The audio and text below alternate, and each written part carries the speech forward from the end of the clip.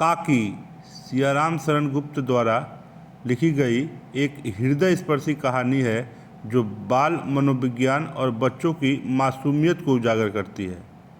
Friends, आप सभी का स्वागत है मेरे यूट्यूब चैनल अनसुनी हिंदी कहानियों में।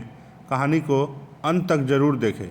उस दिन सवेरे जब श्यामू की नींद खुली तब उसने देखा घर भर में कोहराम मचा हुआ है। उसकी काकी उमा एक कंबल पर नीचे से ऊपर तक एक कपड़ा ओढ़े हुए भूमि पर शयन कर रही है और घर के सब लोग उसे घेर कर बड़े करुण स्वर में विलाप कर रहे हैं। लोग जब उमा को शमशान ले जाने के लिए उठाने लगे तब श्यामू ने बड़ा उपद्रव मचाया। लोगों के हाथों से छूटकर वह उमा के ऊपर जा गिरा। बोला, काकी सो रही है, उन्हें इस तरह उठाकर कहाँ लिए जा रहे हो? मैं न जाने दूंगा। लोग बड़ी कठिनता से उसे हटा पाए। काकी के अग्नि संस्कार में भी वह न जा सका। एक दासी राम राम करके उसे घर पर ही संभाले रही। यद्यपि बुद्धिमान गुरुजनों ने उन्हें विश्वास दिलाया कि उसकी काकी उसके मामा के यहाँ गई है, परंतु असत्य के आवरण में सत्य बहुत समय तक छिपा न रह सका। आसपास के अन्य अबोध बालकों के मुंह से ही प्रकट हो गया। यह बात उससे छिपी न रह सकी कि काकी और कहीं नहीं ऊपर राम के यहाँ गई है। काकी के लिए कई दिन तक लगातार रोते रोते उसका रुदन तो क्रमशः शांत हो गया, परंतु शोक शांत न हो सका। वर्षा के अंतर एक ही 2 दिन में पृथ्वी के ऊपर का पानी अगोचर हो जाता है, परंतु भीतर ही भीतर उसकी आर्द्रता जैसे बहुत दिन तक बनी रहती है। वैसे ही उसकी अंत स्थल में वह शोक जाकर बस गया था। वह प्रायः अकेला बैठा बैठा शून्य मन से आकाश की ओर ताका करता। एक दिन उसने ऊपर एक पतंग उड़ती देखा। न जाने क्या सोचकर उसका हृदय एकदम खिल उठा। विश्वेश्वर के पास जाकर बोला, काका मुझे पतंग मंगा दो। पत्नी के मृत्यु के बाद विश्वेश्वर अन्यमनस्क रहा करते थे। अच्छा मंगा दूंगा कहकर वे उदास भाव से और कहीं चले गए। श्यामू पतंग के लिए बहुत उत्कंठित था। वह अपनी इच्छा किसी तरह रोक न सका। एक जगह खूंटी पर विश्वेश्वर का कोट टंगा हुआ था।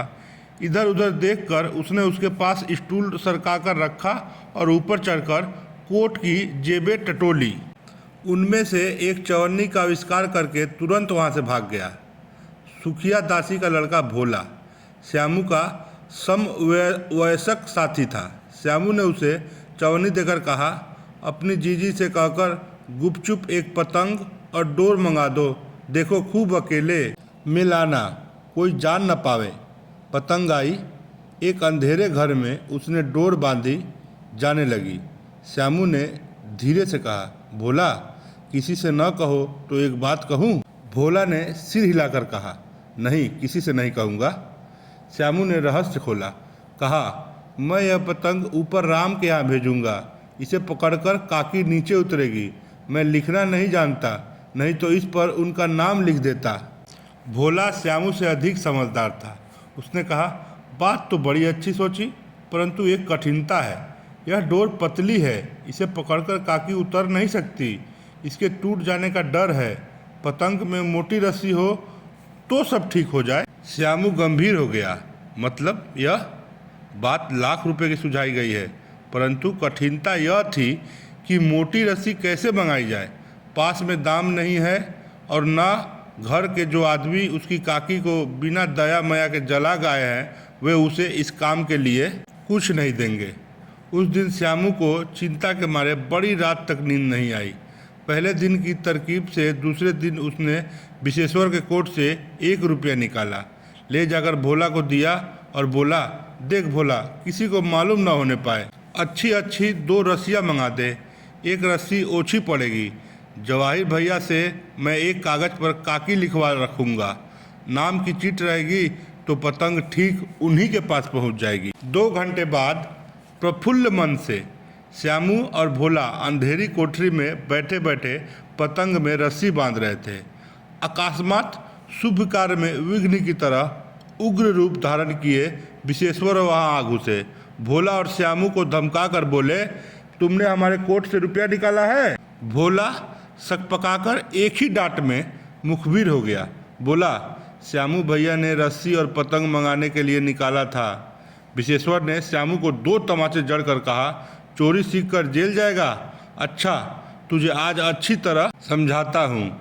कहकर फिर तमाचे जड़े और कान मलने के बाद पतंग फाड़ डाला। अब रस्सियों की ओर देखकर पूछा, ये किसने मंगाई? भोला ने कहा, इन्होंने मंगाई थी। कहते थे इससे पतंग तानकर काकी को राम के यहाँ से नीचे उतारेंगे। विशेश्वर हतबुद्धि होकर वहीं खड़े रह गए। उन्होंने फटी हुई पतंग उठाकर देखी। उस पर चिपके हुए कागज पर लिखा हुआ था, काकी। तो फ्रेंड्स, ये कहानी आपको कैसी लगी कमेंट में ज़रूर बताइएगा। अगर कहानी पसंद आए तो वीडियो को लाइक और चैनल को सब्सक्राइब जरूर करिएगा। आज के लिए इतना ही, मिलते हैं नेक्स्ट वीडियो में। जय हिंद, जय भारत।